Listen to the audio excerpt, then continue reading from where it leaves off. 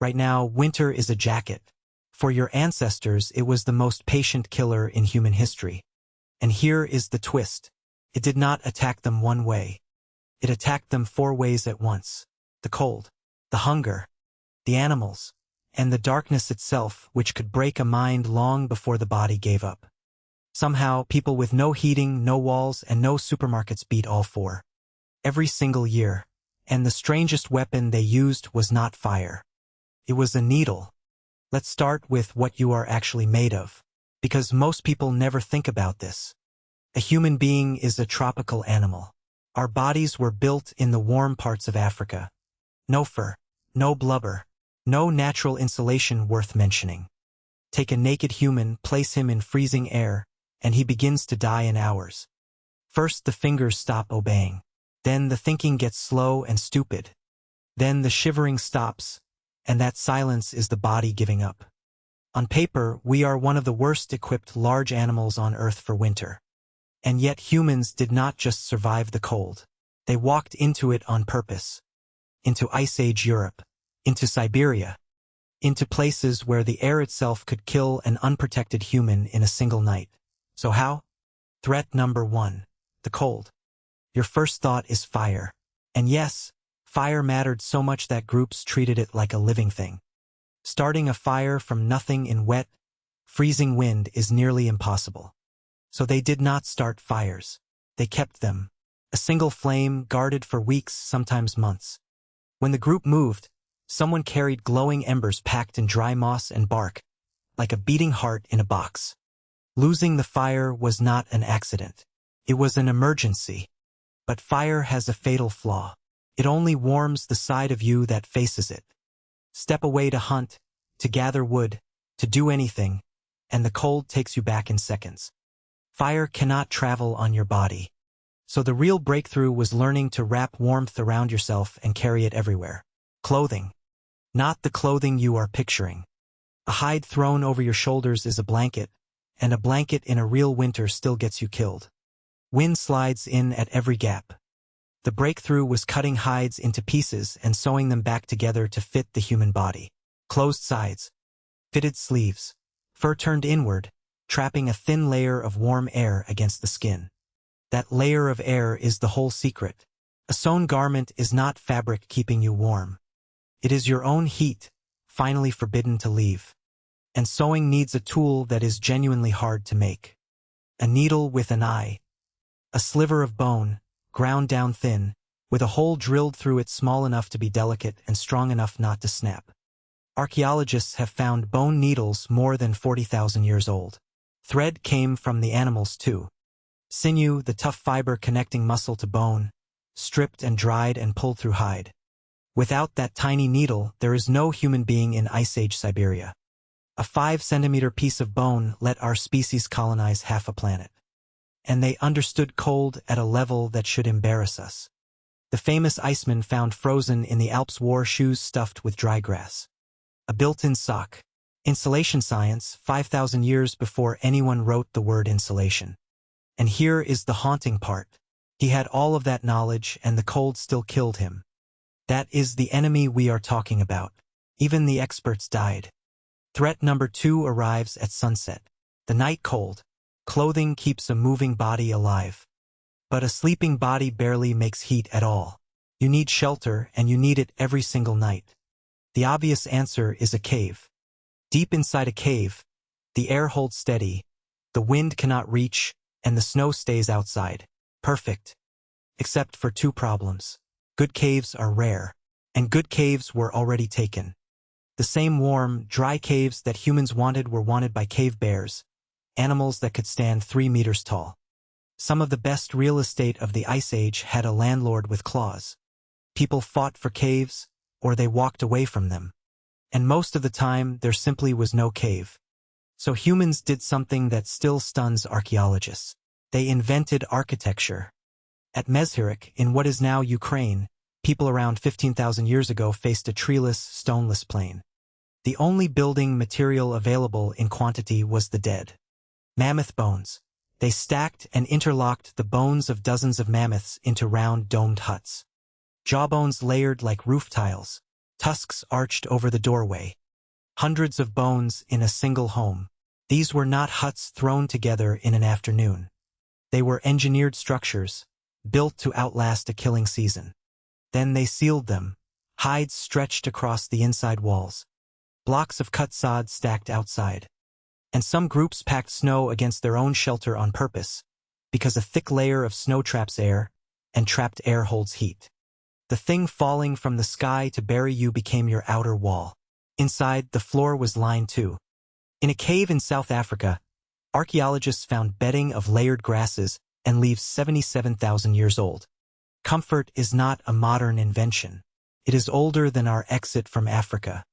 Threat number 3 killed more people than the cold ever did. Hunger, because here is what we erased from our lives so completely that we forget it was ever true. In winter, the land stops producing food. Plants die back. Berries vanish. Roots lock into frozen ground. The animals migrate, hide, or starve down to skin and bone. For a hunter-gatherer, winter is a season when the world itself stops feeding you. That turns survival into mathematics. Everything your group will eat in February has to be caught, gathered, and processed months earlier in autumn while food still exists. Guess wrong in October and you starve in the dark. So ancient humans became masters of food storage. They dried meat in thin slices over low smoke until nothing was left for rot to live on. A rack of drying meat in autumn was an insurance policy, written against the coldest month. They dug pits down into permafrost and packed them with meat from big kills, turning the frozen ground into a freezer. Winter, the thing trying to starve them, became the thing preserving their food. But the real treasure was not meat. It was fat. A body-burning fuel to stay warm cannot run on lean meat alone. Fat carries more than twice the energy, and in deep winter it was worth more than almost anything. They rendered it down into tallow, stable, and storable. They pounded dried meat together with fat into dense bricks of survival, enormous energy packed into a package you could carry in one hand. In a season where every calorie was a battle, fat was the line between a group that met the spring and a group that vanished. Threat number 4 is the one nobody ever talks about because we forgot it was ever real. The other hungry things. Winter did not only starve humans. It starved everything with teeth. Wolves, big cats, bears woken too early. A predator in January is desperate, and desperate predators take risks. They come closer to the fire than they ever would in summer. And a human wading through deep snow is slow, loud, and easy to track, leaving a signed confession of footprints behind him. But something strange happened at the edge of the firelight. Somewhere over 15,000 years ago, some wolves stopped hunting humans and started following them. Creeping closer to the glow, eating the scraps. Over generations, the boldest and friendliest of them changed. They became the first dogs. We always say dogs helped us hunt and guard the camp, and they did. But a dog runs hotter than a human.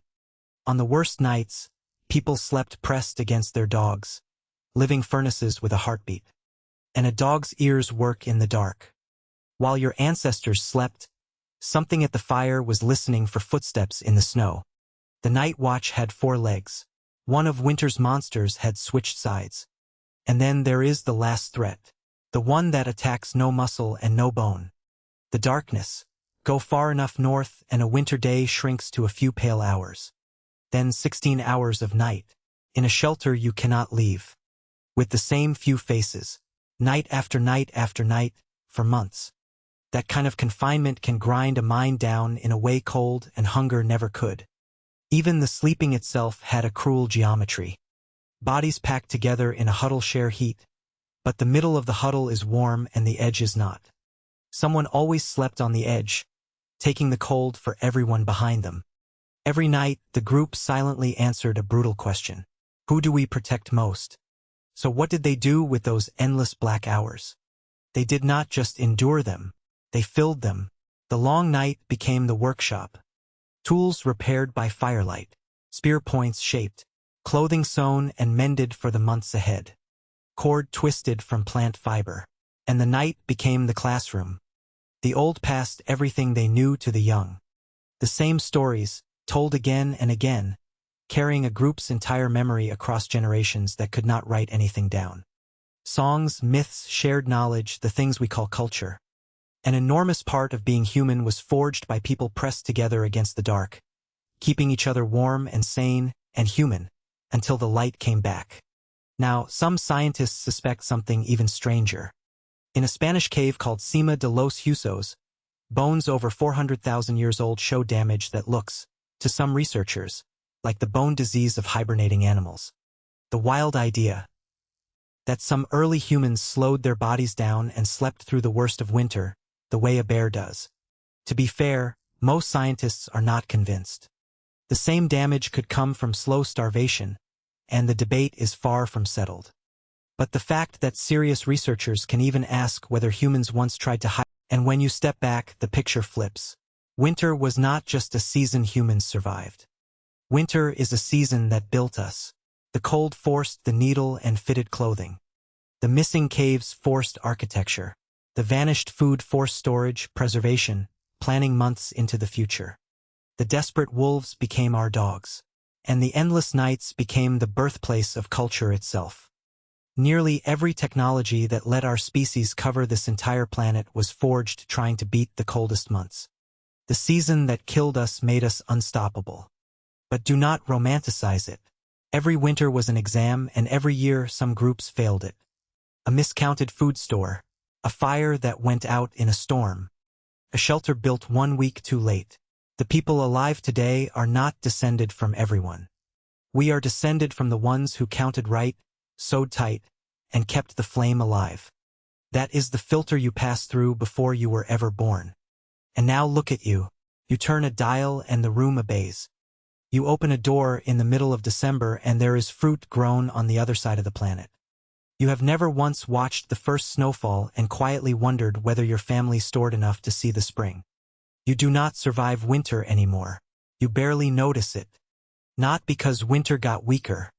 Because 100,000 years of freezing, starving, stubborn people beat it for you, one invention at a time. So the next time the cold reaches for you, and something ancient in your chest tells you to go find warmth, listen. That voice kept every single one of your ancestors alive. And it is still on duty.